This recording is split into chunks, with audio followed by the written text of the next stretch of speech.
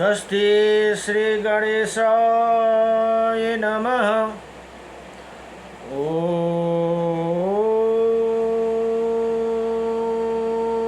श्री सरस्वती नमः।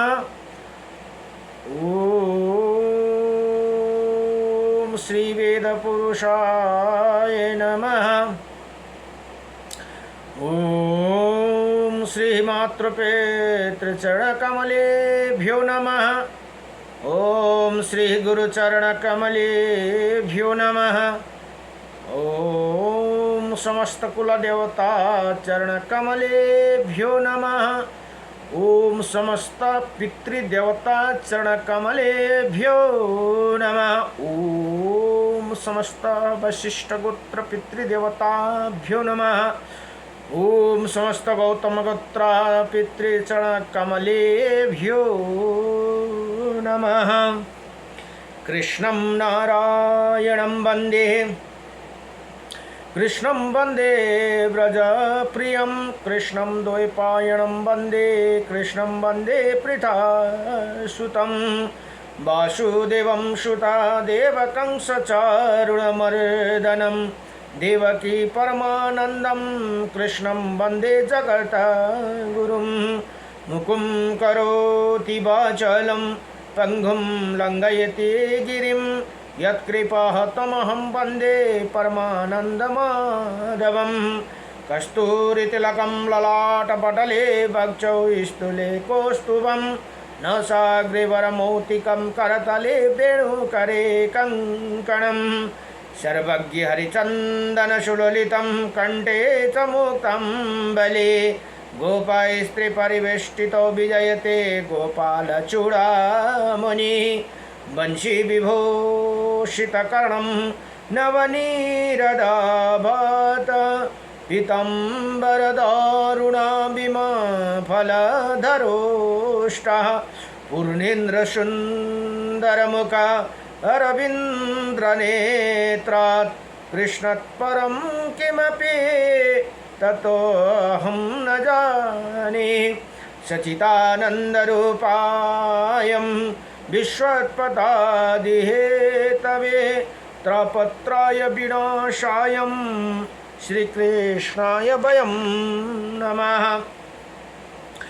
ॐ कृष्णाय वासुदेवाय हरे परमात्मने प्रणतक्लेशनाशाय गोविन्दाय नमो नमः। जय जय श्री राधे जय जय श्री राधे मेरी स्वामिनी मैं राधे जो की दास जन्म जन्म दीजियो मोहे श्री चरण कुबास जन्म जन्म दीजियो मोहे श्री वृंदावन को बास। जय जय राधा रमण हरि जय जय नवल किशोर जय जय गोपी चितचोर प्रभु जय जय माखन चोर जन्म जन्म दीजियो मोहे श्री चरण कुबास जन्म जन्म दीजियो मोहे श्री वृंदावन को बास। नारायणं नमस्कृत्यं नरं चैव नरोत्तमं देवीं सरस्वतीं व्यासं ततो जयमुदीरयेत्। ओं श्री परमात्मने नमः। हरि ओम। गुरुर्ब्रह्मा गुरुर्विष्णु गुरुदेव महेश्वरः गुरुर्साक्षात् परं ब्रह्म तस्मै श्री गुरुदेव नमः। अखण्डमण्डलकारकं व्याप्तायनं चराचरं तत्पदं दर्शितं येनं तस्मै श्री गुरवे नमः। श्री गुरुदेव को चरण कमलले भवसागर अवतरण सकूं जब जन्म भयो तब भूल भयो अब जीव सुधारो पाऊं परूं श्री गुरुदेव को चरण कमलले भवसागर अवतरण सकूं। शिष्य भए कति ऊँचा हुँदा हुन्, नीच भए मेरो छैन मति। सब सम गरी जब ज्ञान दियो, अब गुण गाउनु सक्छु कति। जति बज्दछु मेरो शुद्ध हृदयले, अर्जे हरदम नित्य गरौँ श्री गुरुदेव हजुरको चरण कमलले। भवसागर अवतरण सकूं। कर्म गरे जब मर्म बुझिन्न, धर्म दियो तब करजी भए। अर्पण रहेछ तडपन बीचमा, अन्धो भई देव डुबन गए। अब छैन केहीको इच्छा यहाँ, हजुरको चरणलाई पूजन सकूं। श्री गुरुदेव हजुरको चरण कमलले, भवसागर अवतरण सकूं। भवसागर अवतरण सकूं। भगवते वासुदेवाय। यहाँ महत्त्वपूर्ण स्तोत्र छन् जो श्री विष्णु अष्टविंशति नाम स्तोत्रम भनेर यहाँ अर्जुनले भगवान कृष्णलाई प्रश्न सोध्नुहुन्छ।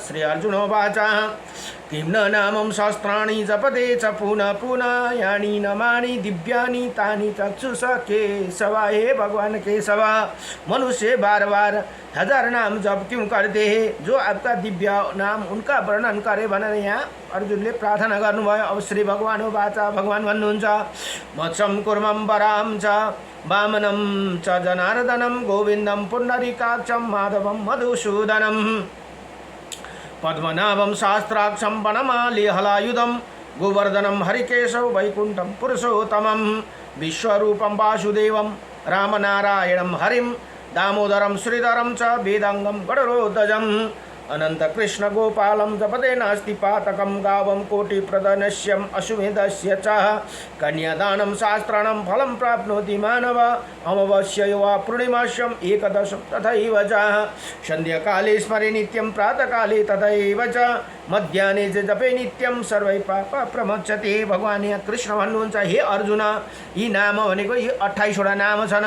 यी नाम जप गर्ने पुरुषका भित्र पाप नै रहते। उसले 1 करोड गौदान गरेको फल पाउँछ भने 100 अश्वमेध यज्ञ र 1000 कन्यादान गरेको फल प्राप्त गर्दछन्। प्रतिदिन नवा औँसी पूर्णिमा तथा एकादशी नवा प्रतिदिन स्वयं प्राप्त एवं मध्याह्न समयमा यिन नाम सम्पूर्ण जप गरे भने सम्पूर्ण पापदेखि मुक्ति हुन्छ भनेर यहाँ बताउनु भयो। नमो भगवते वासुदेवाय। एउटा स्तोत्र बलिमा छ र नेटमा पनि पाइन्छ, श्री विष्णु अष्टविंशति नाम स्तोत्रम भनेर। नमो भगवते वासुदेवाय नमः।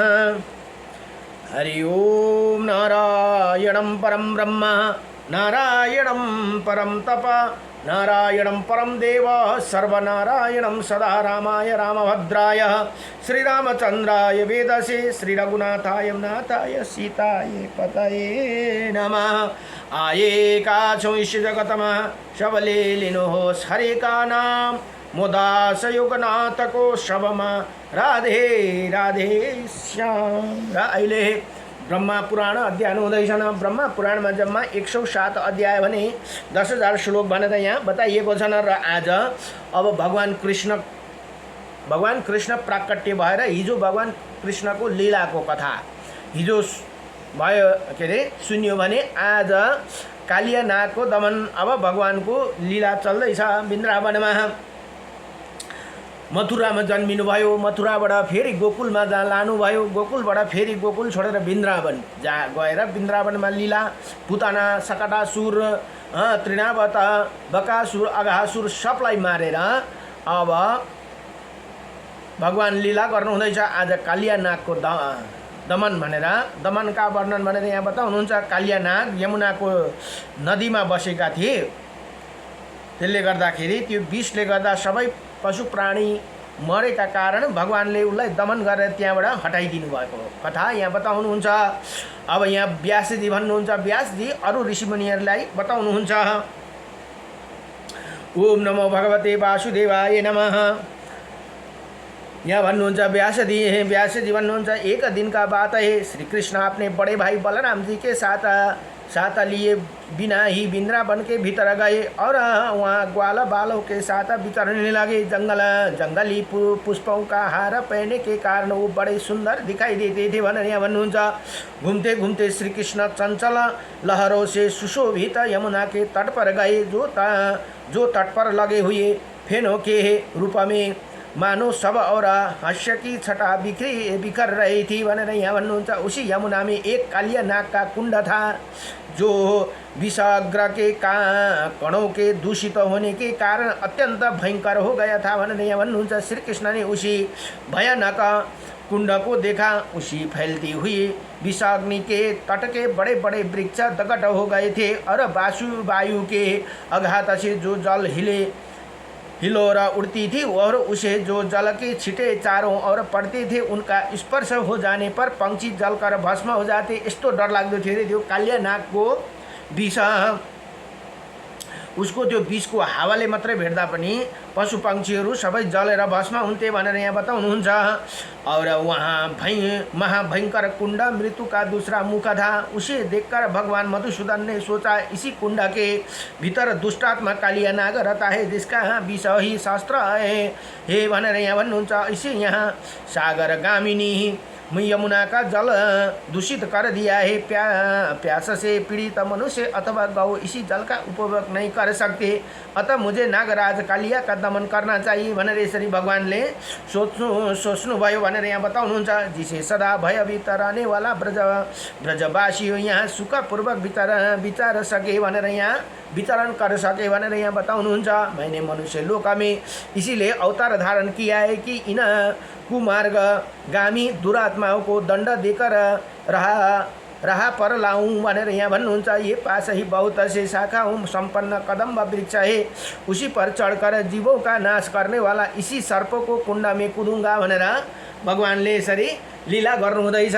भगवानले किन अवतार लिनुभयो त मनुष्यको रूपमा भने यी सबै अधर्मी पापीहरूलाई नाश गर्नका लागि भनेर यहाँ बताउनुहुन्छ। जब जब धर्मको नाश हुन्छ, अधर्मी बढ्छन्, तब तब भगवानले अवतार ग्रहण गर्नुहुन्छ भनेर यहाँ बताउनु हुँदैछ। अब यहाँ भन्नुहुन्छ, अब बहुत शाखा सम्पन्न कदम वृक्षमा भगवानले सोच्नुभयो यो कदम्बको वृक्षमा चढेर म कालियाको दहमा कुद्नेछु भनेर यहाँ भन्नुहुँदैछ। नाश करने वाला इसी सर्प को कुंड में मैं कूदूंगा। ऐसे निश्चय कर भगवान अच्छी तरह कमर कस ली और वो वेगपूर्वक नाग राजा के कुंड में कूद पड़े। उन्होंने कूदने से वो महान कुंड क्षुब्ध हो उठा। पानी की ऐसी हिलोरा उठी कि वहाँ बहुत देर दूर के वृक्ष भी भीग गए। सर्प के विषाग्नि द्वारा तपे हुए जल के भीगने के कारण वो सभी वृक्ष साहस जल उठे। चारों दिशाओं आग की लपेट फैल गई और उसी नाग कुंड में पहुंचकर श्री भगवान श्री कृष्ण ने अपनी भुजाओं पर ताल ठोकी और सब शब्द सुनकर नागराज उसे पास ले आया। उसके पास आए और नेत्र क्रोध से लाल लाल हो रही थी। उसी फणों के भी विषाग्नि के लपेटे निकल रही थी और भी बहुत से विशाले नाग उसे घिरे हुए थे। सैकड़ों नाग पत्नियां भी उन्हें उपस्थित थी जो मनोहर हार पहनकर बड़ी शोभा पा रही थी। उसे अंगों को हिलने डुलने से कानों में चंचल कुंडल झिलमिला रहे थे। सर्पों ने श्री कृष्ण को अपने शरीर में लपट लिया और वो विष के ज्वाला में भरे हुए मुख द्वारा उन्हें डसने लगे। श्री कृष्ण को कुंड में कुंडों में पकड़कर नाग को फणों के पीड़ित होते देखा और ग्वाला बालो ब्रज में देखे दौड़ आए और शोकाकुल। अब यी अरू साथीहरू ती जति छन् ग्वाला बालाहरू उनीहरू कुदेर यता माता पितालाई खबर दिनु आउँदा शोका होकर रोते हुए बोले, हे ब्रजवासियों, श्री कृष्ण कालिया दह में डूबकर मूर्छित हो गए। नागराज उन्हें खा लेता है, तुम जल्दी आओ, जल्दी विलम्ब ना करो भनेर सबैलाई अब भगवानले ग्वार्न के अरे ती ग्वाल बालहरूले ग्वार्न थाले। यही बात सुनकर मानो गोपौ पर ब्रज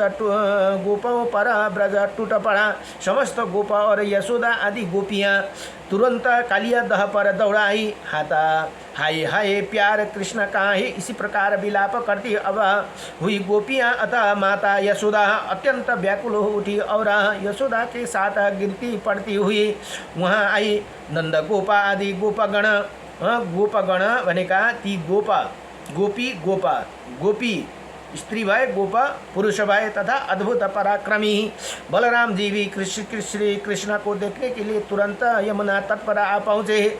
पुत्र का मोह देखकर नंद गोपा और माता यशोदा दोनों जड़वत हो गई भनेर यहाँ बताउनुहुन्छ। अत्यंत अनन्य गोपियाँ भी शोक से आतुर हो रोती हुई श्री कृष्ण की ओर देखने लगी और भय से कतार हो गदगद वाणी में प्रेम पूर्वक बोली, हम सब लोग यशोदा के साथ नागराजा के महान कुंड में प्रवेश करे। सब अब ब्रज में लौटना हमारे लिए उचित नहीं है। भला सूर्य के बिना दिन और चंद्रमा के बिना रात, कैसे दूध के बिना गौ और श्री कृष्ण के बिना ब्रज और किस काम के भनेर यसरी बडो दिव्यसँगले विलाप गर्न थाले। हम श्री कृष्ण के बिना गोकुल में नहीं जाऊँगा भनेर यहाँ भन्नुहुन्छ। गोपियों के ये वचन सुनकर रोहिणी नंदन भनेको महाबली बलराम ने देखा गोपगण बहुत दुखी है। इन्हें आंखों में आंसुओं की भीगी हुई नंद जी भी पुत्र के मुख पर दृष्टि लगाए अत्यंत कतार हो रहे थे और यशोदा अपनी सुबुध को बैठी। यशोदा माता था मूर्छित हुनुभयो रे भनेर यहाँ बताउनुहुन्छ। खो बैठे उन सब अपने संकेतमय भाषण में श्री कृष्ण को उन्हें महात्म्य का स्मरण दिलाते हुए कहा, हे देवे देवेश्वर, तुम क्यों इसी प्रकार मानव भाव व्यक्त कर रहे हो? क्योंकि इसी बातों को नहीं जानते कि तुम इन मानव को भीतर साक्षात परमात्मा हो। तुम ही इसी जगत के केंद्र हो, देवताओं का आश्रय भी तुम ही हो। तुम ही त्रिभुवन के सृष्टि पालन और संहार करने वाला है त्रिमयी परमेश्वर हो। हम दोनों इसी समय यहाँ अवतीर्ण हुए हैं इसी ब्रज में भनेर यहाँ भगवान बलरामले भन्नुहुन्छ। ये गोपा गोपियाँ ही हमारे बंधन है, ये सब के सब तुम्हारे लिए दुखी हो रहे हैं। फिर क्यों अपने इन बंधों की उपेक्षा करते हो? तुम मानो मनुष्य भाव अच्छी तरह भी दिखा लिया बालो चित्त चपलता दिखाने में भी कोई कमी नहीं की। अब ये खेल रहने दो भनेर यहाँ बलराम जी भन्नुहुन्छ। और दांतों से इसी अस्त्र शस्त्र का काम लेने वाला इसी दुरात्मा नाग का दमन करो भनेर भगवान बलरामले यहाँ भन्नुभयो। अब बलराम जी द्वारा इसी प्रकार स्मरण मन मनै बाहिर मुखले भन्नु भएन, किन भगवान दुईजना भित्रै मन मनै बात हुन्थ्यो। प्रकार स्मरण दिलाते जाने पर श्री कृष्ण ने होठ मंद मुस्कान से खिले होठे उठे। उन्होंने अंगड़ाई लेकर अपने शरीर को सांपों के बंधन से छुटा लिया और दोनों हाथों में उन्हें बीच में फण के नीचे झुककर उसी पर चढ़ गए और शीघ्रतापूर्वक पैर चलाते हुए नृत्य करने लगे। अब यहाँ एउटा ताण्डव जुन एउटा ताण्डव शिवजीले गर्नुहुन्थ्यो भने अर्को ताण्डव भगवान श्री कृष्णले कालिया नागको शिरमाथि ताण्डव मचाउनु भयो भनेर यहाँ श्रीमद् भागवतमा कथा बडो दिव्यसँगले आउँछ। चरणों की अगाध से उसी नाग के फणों कहीं घाव हो गए और वही फणों के ऊपर उठता उसी को भगवान अपने पैरों से झुकाकर दबा देते थे। श्री कृष्ण के द्वारा कुचले जाने से नागों को चक्कर आने लगा। वही मूर्छित होकर डंकी की भांति पृथ्वी पर गिर पड़ा। उसके मस्तक और गर्दन टेढ़े हो गए थे। मुखों से रक्त की अश्रुधारा बह रही थी। ये देखकर नागराज पत्नियां भगवान मधुसूदन की शरण में गई। अब हेर्नुहोस्, पति को त्यस्तो हालत देखेर पत्नियाँहरू ती नाग पत्नीहरू भगवान को शरण में गए। अब नाग पत्नियाँ बोली, हे देवे देवेश्वर, हमने आपको पहचान लिया भनेर यहाँ भन्नुहुन्छ। आप सबके ईश्वर और सबके उत्तम अचिंत्य परम ज्योति स्वरूप है। जो ब्रह्मा है उसी का अंशभूत आप परमेश्वर देवता भी जिसे स्वयंभू प्रभु की स्तुति करने में सामर्थ्य नहीं है भनेर यहाँ भन्नुहुन्छ। उन्हें स्वरूप का वर्णन हम जैसी साधारण स्त्री कैसे कर सकते भनेर बडो दिव्यसँगले यी नागमाताहरूले यहाँ प्रार्थना गर्नुहुन्छ। संपूर्ण पृथ्वी, आकाश, जल, अग्नि और वायु रूप ये ब्रह्मांड जिसकी छोटे छोटे अंश है, उसी भगवान की स्तुति हम कहे कैसे कर सकते हैं भनेर यहाँ बताउन। हे जगन्नाथ, हम बड़े कष्ट में पड़ गए हैं।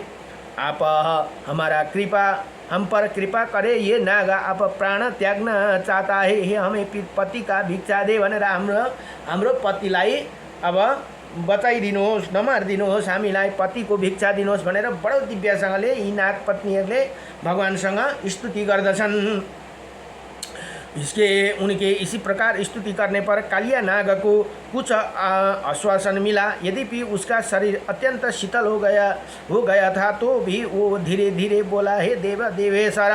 अब कालिया नाग भन्दछन्, मुझ पर प्रसन्न होइए, प्रसन्न हो नाथ। अपने अणिमा आदि 8 ऐश्वर्य स्वाभाविक है, अपने आप से बढ़कर अन्यत्र कहीं भी उनकी स्थिति नहीं। ऐसे आप परमेश्वर की मैं क्या स्तुति करूँगा।